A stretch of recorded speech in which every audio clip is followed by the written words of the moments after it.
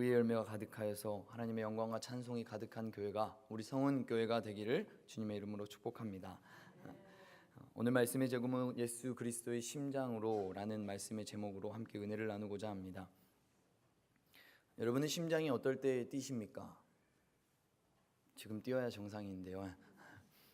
심장이 여기 왼쪽에 있죠. 왼쪽에 한번 손을 대보시고 심장이 뛰고 있는지 확인을 하시고, 빠르게 뛰는지 적당히 뛰는지. 제 심장은 어떻겠습니까? 막 요동치네요. 요동치고 있습니다. 추석 명절 처갓집에 가서 제 심장이 역시 요동쳤습니다. 너무나 부담스러웠고 2년째인가요? 하여튼 명절에 처가를 간다는 것은 저에게 아직도 어려운 일이었습니다. 그렇지만 오늘 말씀의 본문처럼 예수 그리스도의 심장을 내 안에 있다는 마음을 가지고 그 송지중앙교회로 담대히 전진해 나아갔더니 그곳에서 장모님께서 한량없는 은혜를 베풀어 주셨지 않겠습니까? 성도 여러분, 그 심장이라는 것이 인간에 있어서 굉장히 중요한 곳입니다. 그래서 1967년에 이제 이 그 수술이 있지 않습니까? 그 수술을 처음 했는데, 그 수술을 처음 했을 때는 이제 며칠 살지 못하고 그 사람이 죽었습니다. 그러니까 12일에서 18일 그렇게 정도 살았고, 그 다음에 이제 의학 기술이 발달함에 따라서 어떻게 되겠습니까? 이제는 1년 이상 사는 사람들이 84% 이상이 되는 것이 이제 심장 이식 수술이라는 것이 됐습니다. 그런데 재밌는 것은 심장 이식을 이제 받은 사람들의 변화입니다. 미국의 빌 홀이라는 사람이 심장 이식 후에 그의 삶이 변했다라는 글을 남겼습니다. 그는 원래 사업가였는데 심장 이식을 받고 나서는 이제 운동을 좋아하게 되고, 그래서 뭐 철인 3종 경기에 나아가서 수상도 하게 되고, 그리고 자기는 재즈를 듣지 않았는데 재즈 음악을 너무나 열광하게 되는 자기의 모습을 보면서 내가 왜 이럴까 하는 생각과 동시에 심장을 기증한 사람이 어떤 사람이었나라는 것을 이제 추적해 보자. 그 사람은 헐리우드 스턴트맨이었고 재즈 가수를 열광적으로 좋아하는 사람이었다라는 겁니다.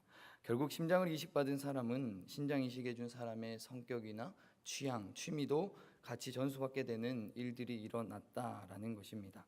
성도 여러분, 오늘 빌립보서 1장은 바울이 빌립보 성도들을 향해서 감사하는 마음을 표현하는 장입니다. 그래서 그들을 위해 중보 기도를 하고 있는 내용이 오늘 1장의 내용입니다.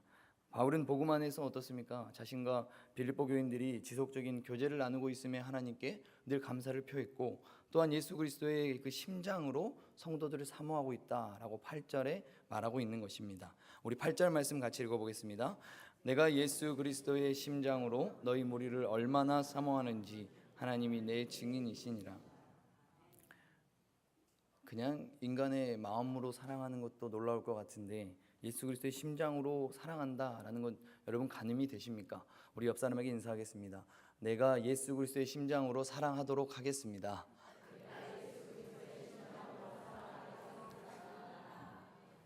우리가 예수 그리스도의 심장을 가진 사람들이지 않겠습니까? 그리스도인이라면 그 사랑 가운데서 그 심장을 가지고 끊임없이 사랑하는 저 여러분이 되기를 바랍니다. 여기서 이 심장이라는 단어의 원어를 보면은 심장이나 간, 허파, 체내의 소중한 그 부위를 나타내는 단어가 이 단어입니다. 그래서 이는 마음이라는 그 하트보다는 훨씬 더 강렬한 표현입니다. 그렇기 때문에 예수 그리스도의 심장을 사모한다라는 말은 바울이 빌립보 성도들을 어떻다는 겁니까? 최고의 사랑으로, 최고의 그 미사옥으로 표현해서 할 수 있는 최대한의 표현이라는 겁니다. 따라서 예수 그리스도의 심장으로라는 말은 예수님께서 사람들을 사랑하셨던 그 마음을 말하는 것 아니겠습니까? 그 말인즉슨 사도 바울이 예수님의 그 마음으로 빌립보 교인들을 사랑했다라는 것입니다. 그렇게 사랑할 수 있었던 이유가 무엇이겠습니까? 바울 안에 성령께서 늘 내주하셨고, 예수 그리스도가 바울이 가진 사랑의 그 중심 가운데 늘 거하셨기 때문입니다. 바울이 누구입니까? 바울은 늘 그리스도의 맥박과 함께 뛰었다라고도 말할 수 있는 사람이고, 그리스도의 심장과 함께 심장이 고동친 사람이 바로 사도 바울입니다. 그러므로 그리스도의 심장이다라는 표현은 바울 자신이 또 예수 그리스도를 본받기 위함이었다라고도 말할 수 있겠습니다. 예수님처럼 살기 위해서 그렇게 표현하지도 않았나라는 생각이 듭니다. 그리스도인은 뭐니 해도 그리스도의 심장으로 살아야 될 줄 믿습니다. 그래야 할 때 비로소 우리가 예수 그리스도의 그 제자로서의 그 삶을 이 땅 가운데서 마땅히 살아갈 수 있지 않겠습니까? 그렇다면 우리는 그 그리스도의 심장을 가진 우리들이 오늘 바울은 어떻게 살아라라는가라는 겁니다. 첫 번째로 먼저 감사하라라는 것입니다. 우리 3절 말씀 같이 읽어보겠습니다. 3절입니다. 내가 너희를 생각할 때마다 나의 하나님께 아멘. 여기서 내가 감사하며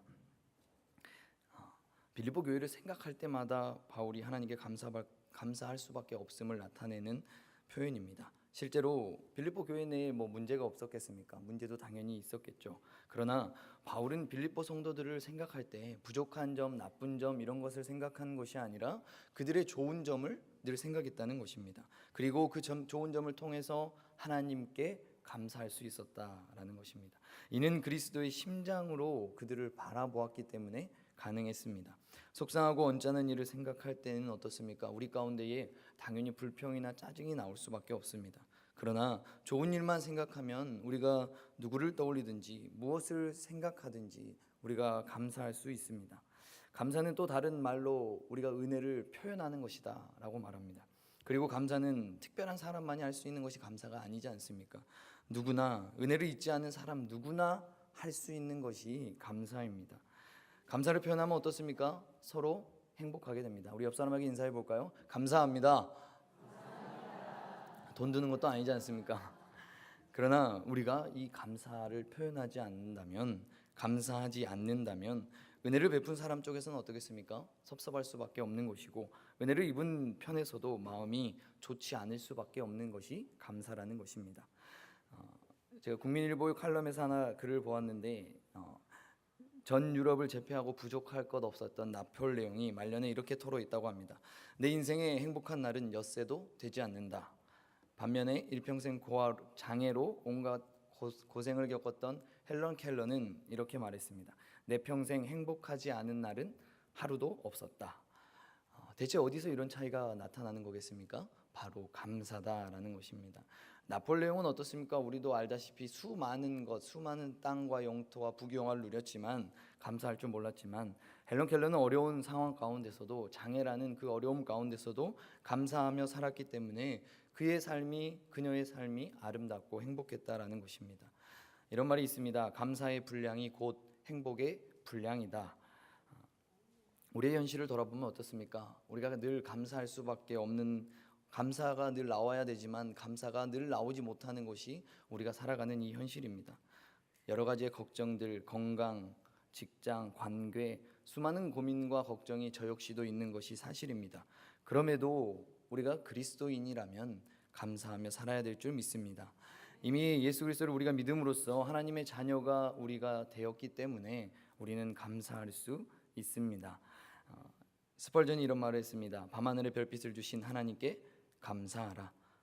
그러면 달빛을 주실 것이다. 달빛을 주신 하나님께 감사하라. 햇빛을 주실 것이다. 햇빛을 주신 하나님께 감사하라. 영원한 빛을 주실 것이다. 사랑하는 소원교회 성도 여러분, 그리스도의 심장을 가지고 감사하는 자가 되시기를 주님의 이름으로 축복합니다. 그래서 어떤 상황 가운데서도 우리가 그리스도의 마음을 가지고 우리가 항상 감사하는 삶을 살아가는 저와 여러분이 되기를 바랍니다. 두 번째는 이제 기뻐하라입니다. 우리 4절 말씀 같이 읽어보겠습니다.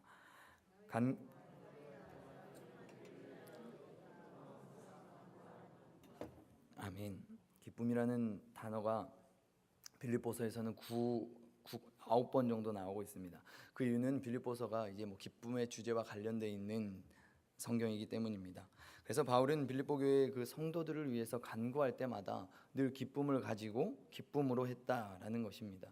빌립보서가 쓰였을 당시에 바울은 어디에 있습니까? 그가 지금 옥중에 갇혀 있지 않습니까? 옥중 서신 중에 하나 아니겠습니까? 비록 그의 몸이 옥에 매여 있지만 그의 마음이 기쁨으로 가득할 수 있었던 이유는 그리스도의 마음으로 구할 수 있었기 때문이라는 것입니다. 그러기에 바울은 매여 있는 자신을 위해서 구하는 것이 아니라 끊임없이 멀리 떨어져 있는 그 빌립보 교회의 성도들을 위해서 간구했습니다. 그것이 바로 오늘 성경이 말하는 기쁨이라는 것입니다. 톨스토이를 아시죠? 톨스토이는 귀족의 아들로 태어났습니다. 그래서 그에게는 백작의 칭호가 내려졌습니다. 그래서 소년 시절부터 가족들로부터 너는 크리스찬이다, 크리스찬의 삶을 살아라 라고 늘 말을 들으며 살았습니다. 그런데 그는 언제나 마음이 꺼림칙했다라고 말합니다. 민족의 평안, 기쁨도 전혀 영적으로 갈등 이런 것이 그에게 일어나지 않았다라고 말합니다. 자신이 영혼을 구원받았다라는 확신도 없었다라고 합니다. 중년기로 접어들면서 그는 이제 죄와 절망 가운데서 침체된 삶을 살았습니다. 어느 날 그가 이제 귀족들이 멸시하는 그 농민들의 삶을 보게 됩니다. 그들의 삶을 보고 깜짝 놀랍니다. 교양도 없고 투박한 그 가난한 그 사람들의 삶이 자신과 전혀 다른 삶을 살고 있음을 보게 됩니다. 톨스토이는 어떻게 그들이 그러한 삶이 가능한가, 그러한 행복한 삶이 가능한가 엿보니까 그들에게는 자신에게 없는 것이 있었습니다. 그들 안에는 자신에게 없는 예수가 있었다라는 것입니다. 어려운 일이 있어도 그들은 신앙이라는 것으로 극복을 해나갔습니다.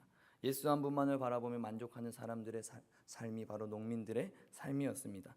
그때 톨스토이는 자기와 같은 그 부유한 귀족들이 물질의 풍부함에도 불구하고 불행한 이유를 찾게 됩니다.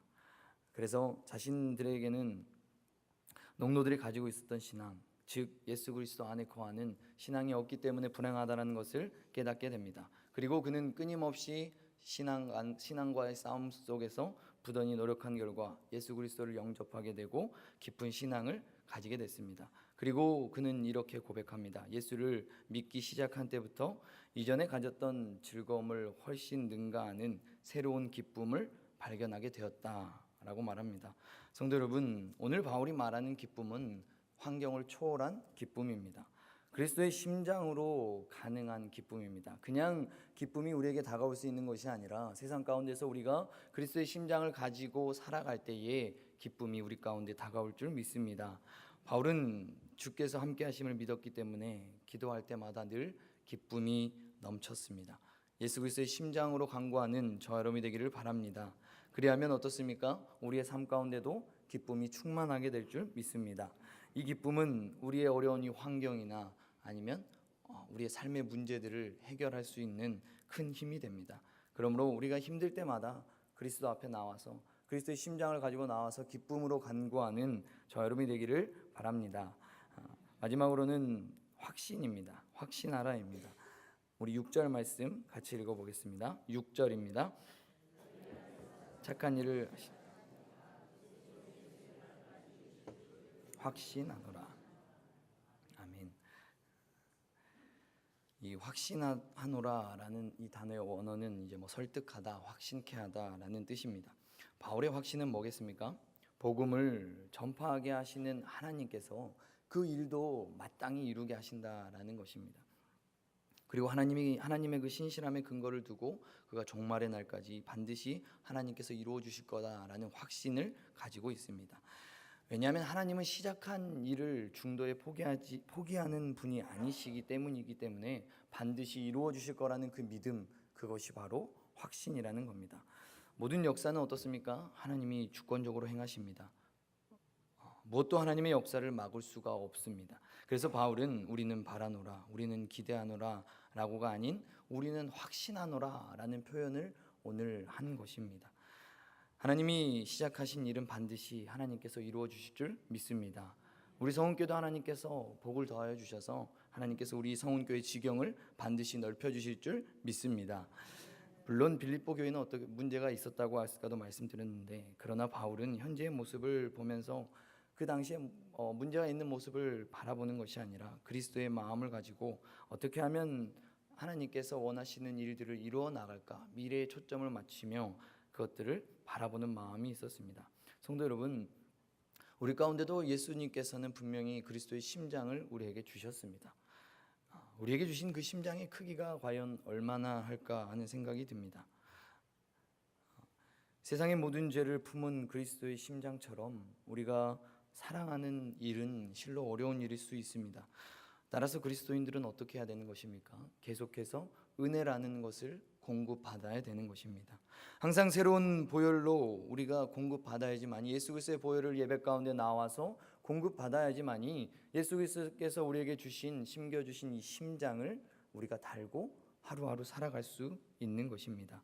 달이 스스로 빛을 내지 못하는 것처럼 우리의 스스로의 힘으로는 예수 그리스도의 심장이 달려 있다 할지라도 우리가 움직일 수 없는 것입니다. 그러하기 때문에 오늘 바울은 간구하라라는 것입니다. 오른쪽의 그리스도인들은 예수 그리스도의 심장을 가져야 될 줄 믿습니다. 그리스도처럼 우리가 겸손하게 낮은 자리에 위치하는 저 여러분이 되기를 바랍니다. 그렇게 하면 모든 것을 가능케 하신 그 그리스도의 심장이 알아서 우리를 행동하게 하실 것입니다. 우리의 마음이 아니라 우리의 부족한 마음으로 사랑하는 것이 아니라 예수 그리스도의 마음으로 우리는 감사할 수 있게 될 것입니다. 그래서 그 마음 가지고 감사할 때마다 우리에게 늘 확신, 그 믿음을 우리 가운데 주실 줄 믿습니다. 한번 손을 한번 대보시겠습니까?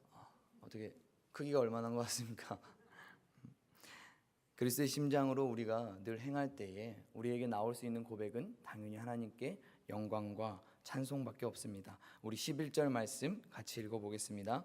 예수 그리스도로 말미암아 의의 열매가 가득하여 하나님의 영광과 찬송이 되기를 원하노라. 아멘. 우리가 그리스도의 심장을 가지고 우리가 행할 때에 하나님께 영광을 돌리며 살아갈 수 있는 줄 믿습니다. 그러한 삶을 살아가면은 하나님께서 의의 열매가 가득한 이 땅 가운데서 하나님과 동행할 수 있는 놀라운 은혜를 우리 성원교회 가운데 부어주시기를 주님의 이름으로 축복합니다. 기도하겠습니다. 하나님 감사합니다.